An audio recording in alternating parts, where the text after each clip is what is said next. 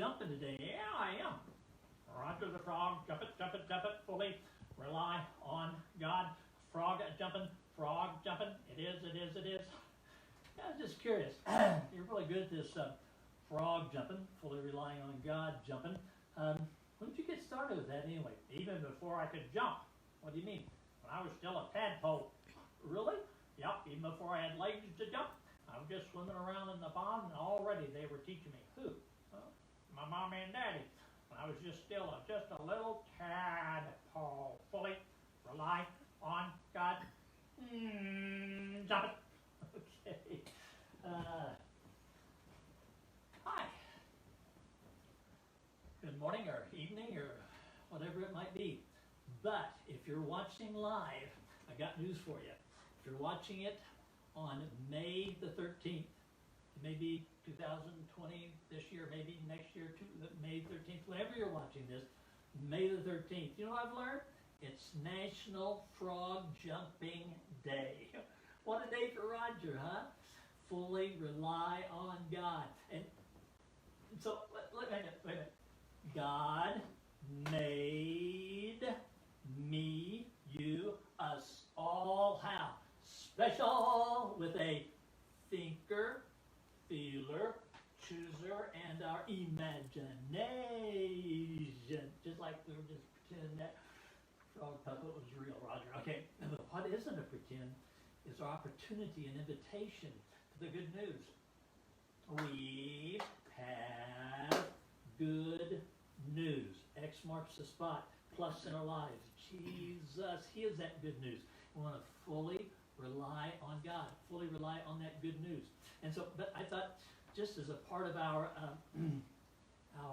imagination in action today, since it is Frog Jumping Day, let's become frogs for a moment and do a little jumping, shall we? All right.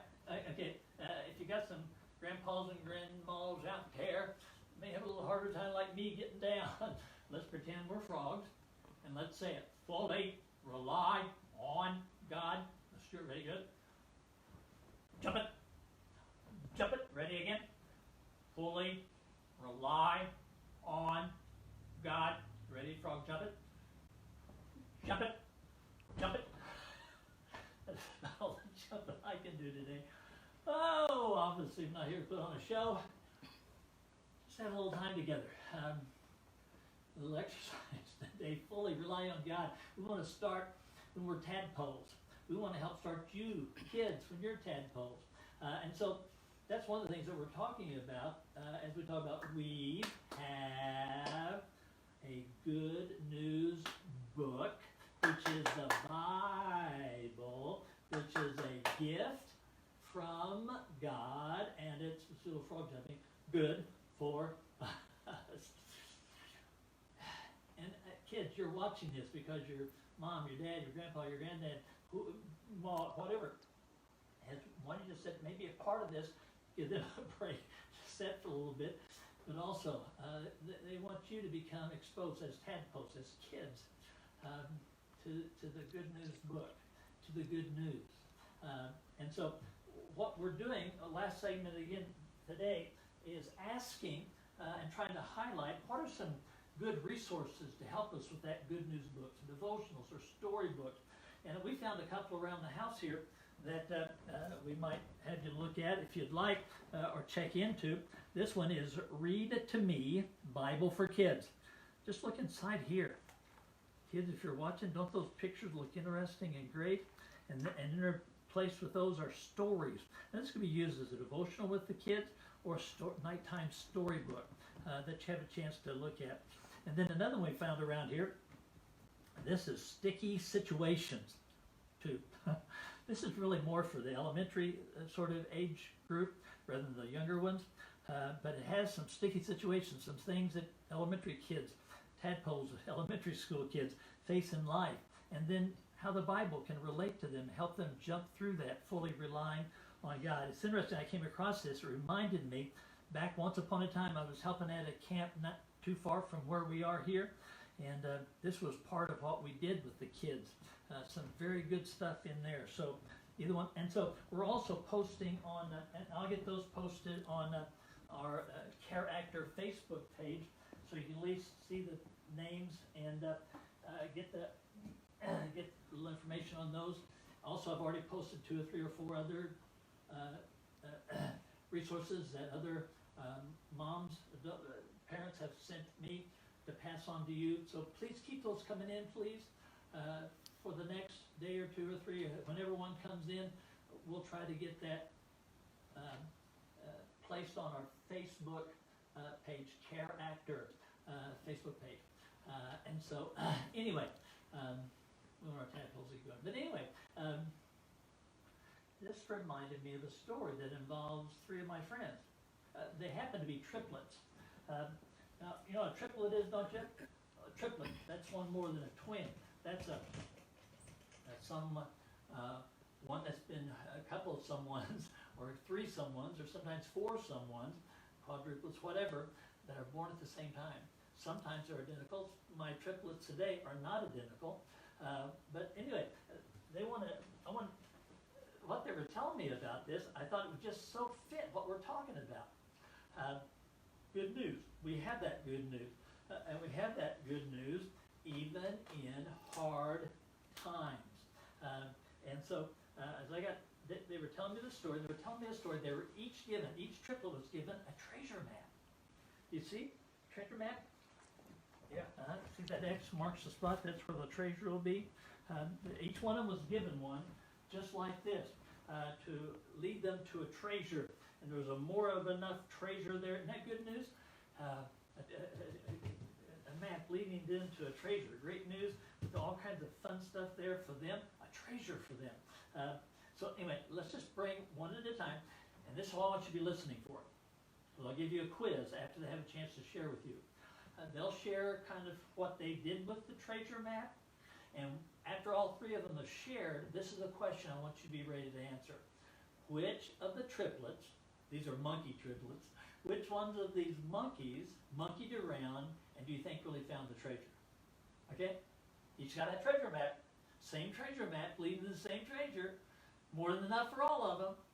But only one of them. Okay, which one will it be? Okay, here we go. Let's start with this friend here. We met this friend the other day. Mickey Monkey. Yep, that's who I am. Mickey Monkey. But do you recognize what I got sitting here? Yep, looks like a map I had. Well, is that your map? I don't think so. Well, actually, I don't know. Why don't you know? Well, found that map that's given to me. It's supposed to be to a treasure, but it was just a wrinkly old, just like that one, just wrinkly and kind of been wadded up before. I thought, that can't be a real treasure map to a real treasure. So what'd you do with it? Well, I just kind of wadded up, threw it back in my closet somewhere, I think. I don't know. I haven't seen it in days and days and days and days. Can't be a real treasure to a real treasure map. It can't be. Okay, that's my friend Mickey. Let's put him down there for just a moment. Let's see who our next triplet's going to be. Mikey here. Mikey here. I'm not monkeying around. Why is that? Whoa! You got the treasure map out. Yeah. Well, is that yours? No, I don't think so. Why? Because I have mine hanging up at my house where everybody can see it when they come in. I got a little light on it. So when my friends come in, I say, look, that's my treasure map. That's my treasure map.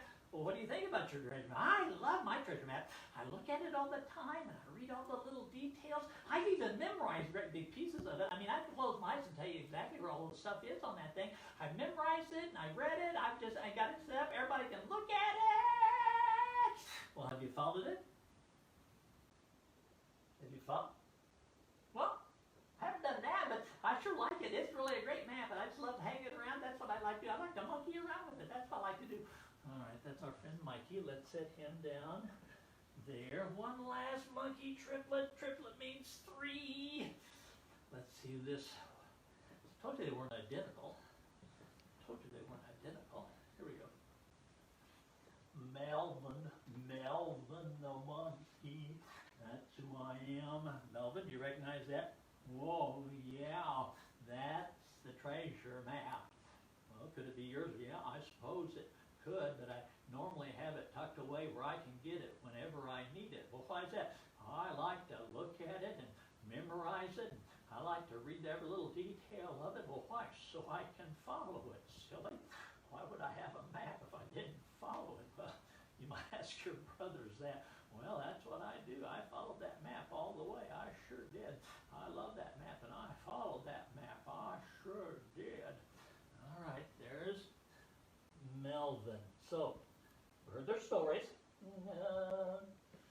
Heard their stories. So, which of our monkey friends down there? Treasure map. Okay. Which on okay, did Mickey find the treasure? Yes, no? Okay. Okay. If you want to answer in on that one, yeah, how about Mikey? Mikey just loved the map. He studied it all the time, showed it to everybody. Did he find the treasure? Oh, he didn't find the treasure either?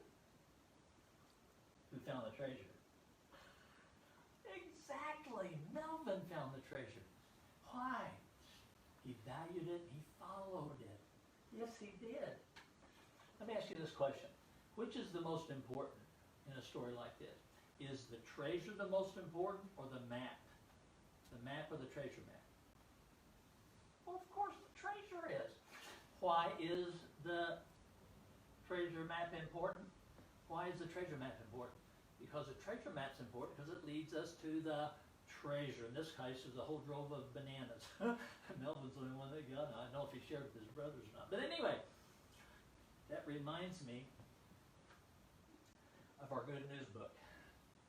Our Good News book is God's treasure map. It's God's treasure map leading us to the good news. Now, what's the most important? The Bible or the good news? Jesus. Jesus or the Bible? Well, Jesus is, of course. But the Bible is important because it leads us to Jesus. But I'm afraid some of us in this world today are kind of like Mickey. Look at it, and it can't be a real treasure map. Just toss it aside and never do anything with it. Or others are kind of like Mikey. They love their Bibles, memorize it, read it, never have it up on their shelves for everybody to see, but they never follow it. And then some of us are like Melvin. We get into the Word, we study the Bible, the Good News book. Why? So we can follow it. And guess who we have the best chance of finding? Exactly. Jesus. Yeah. Can I share with you just one last friend real quickly before I go? This is a prop friend, and so let me get my glasses off. And my prop I want to use is this hat over here. This is a friend that may be even a little bit older than me. So let's see who this guy is and what story he has to share for us today.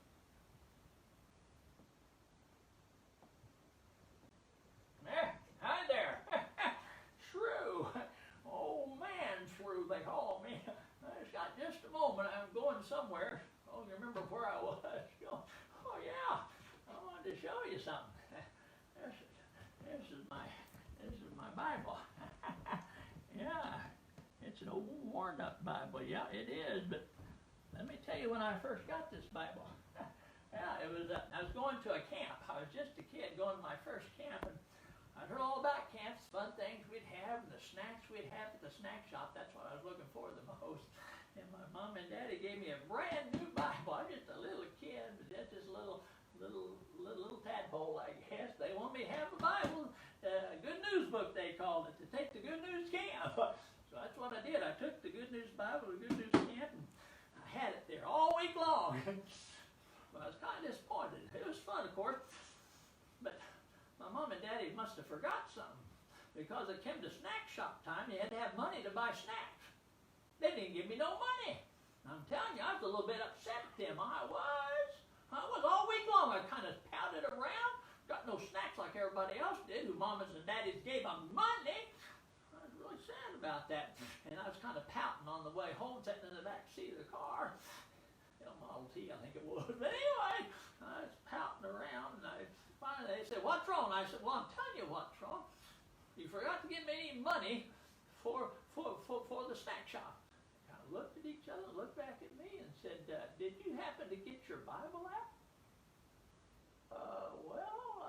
No, I was too busy doing other stuff. They said, "Maybe you should get that book out." So I got that Bible out, and I was thumbing through. You know what I found? $5 bill they put in there. Back in that day, that was a lot of money. I could have bought snacks all week and all year, right? It was right there for me all the time. I just hadn't I keep it there as a bookmark to remind me that the greatest tree of all is Jesus. And this Bible it has him hidden in there. So as we study that, we come across better than $5 bills, like the marking here. The marking says, John 3:16, for God so loved the, you know this one, don't you? He gave his only begotten Son. Whoever believes in him should not perish, but have everlasting life. Yeah, all kinds of treasures in there like that to lead us to the real treasure. The real good news book. The real good news, that's Jesus. So, yeah, so make sure you get in there. Yeah, I have a time or two. Help me a bunch. It'll help you too, tadpoles. Thank you a lot. Yeah, thank you.